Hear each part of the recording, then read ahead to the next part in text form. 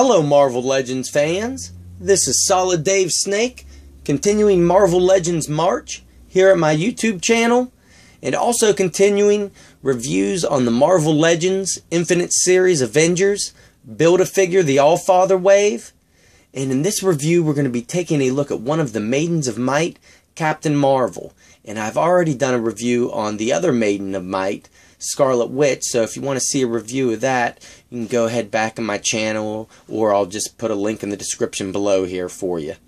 And Scarlet Witch came with the Build-A-Figure pieces for Odin's head and cape and staff, and Captain Marvel comes with the running change for King Thor, his cape and his axe and head. So she comes with different Build-A-Figure pieces, and I will show them off real quick.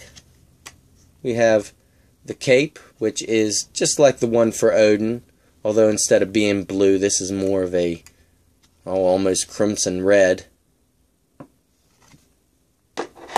And we get a nice axe accessory, which actually has two different colors here. A lot of Hasbro's Marvel Legend accessories are just the color of the plastic it's molded out of, but this actually has a nice variation with the silver on the blade and the brown for the wooden handle.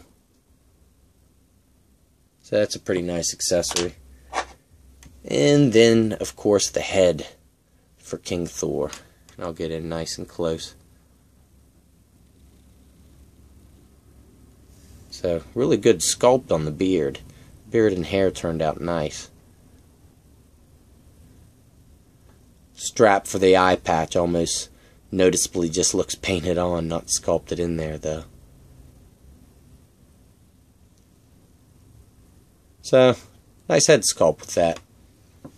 And accessories for herself, you can see one displayed on her right now, which is this power effect, which is the same exact power effect for a fist that came with Jubilee in the X-Men series last year.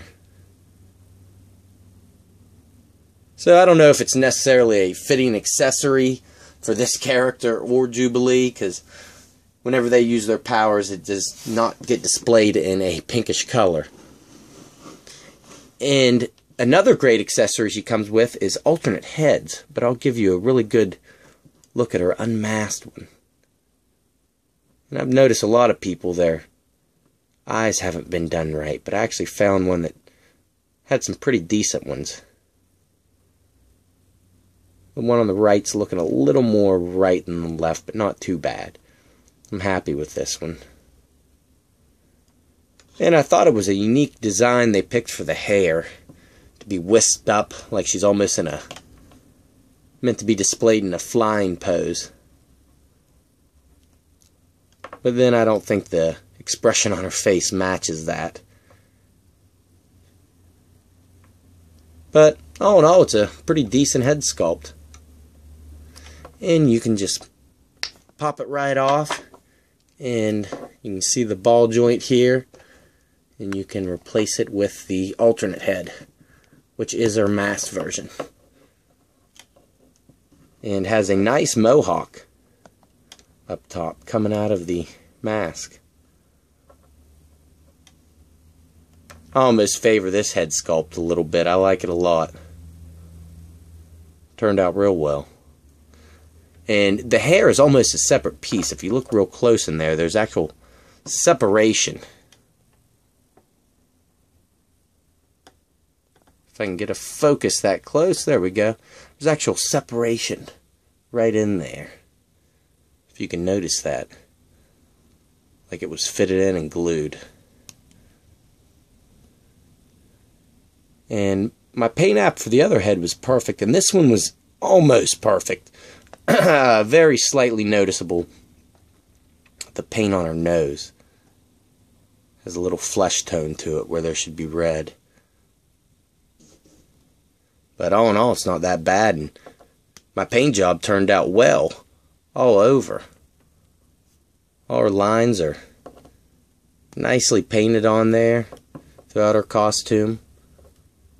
The logo on her chest. I can't complain about my paint apps. They turned out pretty decent.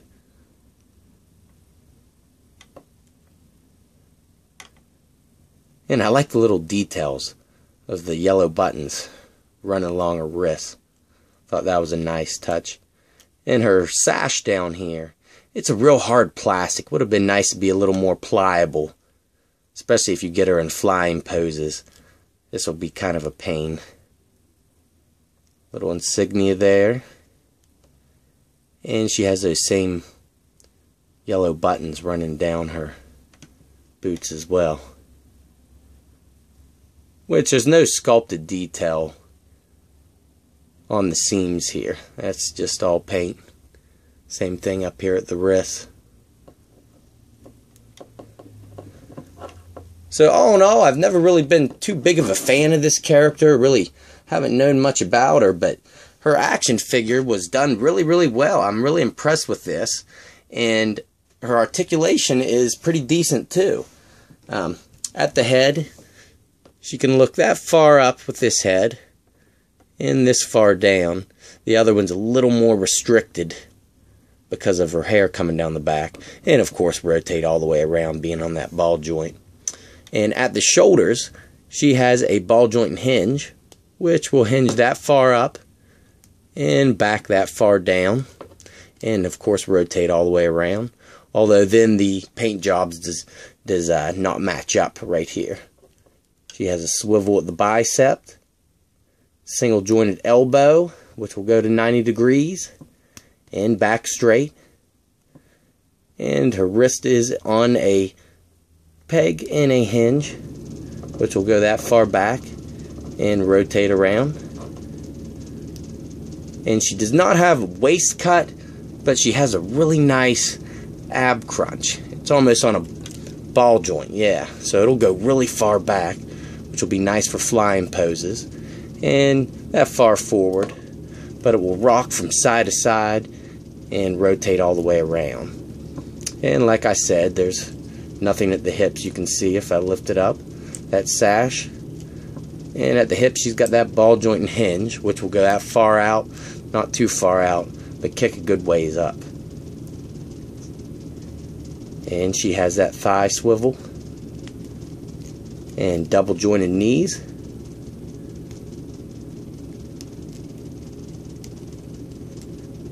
And at the feet, she's got that hinge and ankle pivot. So, not too bad. And of course you can add her in your Avengers dioramas as well. So, alright guys, thanks for watching, and if you're a fan of this character, I give this figure a high recommendation. It was definitely well done. So, alright guys, stay tuned. I will have a Throwback Thursday with Century tomorrow, comparing his new Marvel Legends to his old Toy Biz one. So that'll be fun, and I'll catch you guys tomorrow.